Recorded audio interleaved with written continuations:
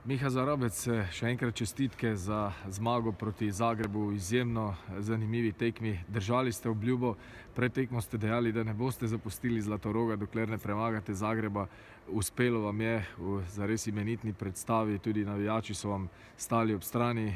Kakšni so zdaj občutki? Ja, moram reči, da je tekma res prišla v pravem času, da po tisti klofuti proti Vardarju smo stopili skupaj, smo odpravili nekatere napake, da smo uspeli končno 60 minut sestaviti v celoto in na koncu je bilo to vse zasluženo. Pokazali smo še zdaj, da ko se razigramo, da smo povsem enakomerni vsem tekmecem v Ligi prvakov in na tem moramo graditi. Je pa vsekakor še kar precej napak, ki jih moramo odpraviti.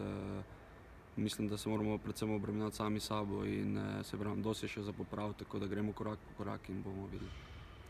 Dvorana tokrat res ni pokala po šivih, vendar tisti, ki so bili res pravi navijači, vzdušje je bilo res fantastično. Selektor slovenske reprezentance in pa trener Zagreba Veselin Vujović se sicer čudi, komu ste se igralci po tekmi zahvaljevali, vendar vseeno se je nekako zdelo, da je bilo vzdušje res fantastično, da ste tudi sami leteli na koncu na krilih navijačev.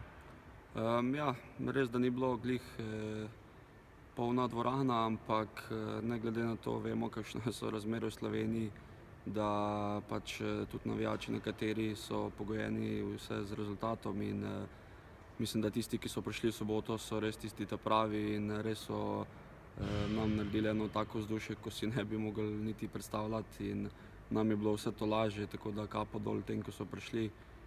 Upam, da smo tudi koga na ta račun, na račun te zmage še kakšnega navijača skrbeli na našo stran, tako da bomo videli naslednjo ligaško tekmo, mislim v Ligi prvakov.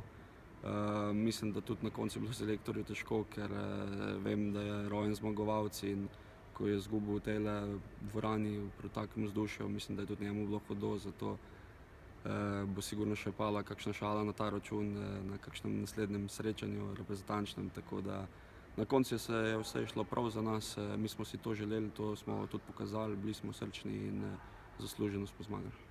Naslednja domača tekma v Ligi prvakov bo sicer šele 9. oktobra, torej čez slaba 2 tedna, ko v Celje prihaja Vardar. Pred tem pa vas seveda še čakata 2 preizkušnji, ena v Ligi prvakov in ena v Ligi Seha. Osredotočiva se na Ligo prvakov, kjer je led sicer prebit s to prvo zmago proti Zagrebu, toda v sredo že gostujete v Frankfurtu, nasprotnik pa Rhein-Neckar-Löwen.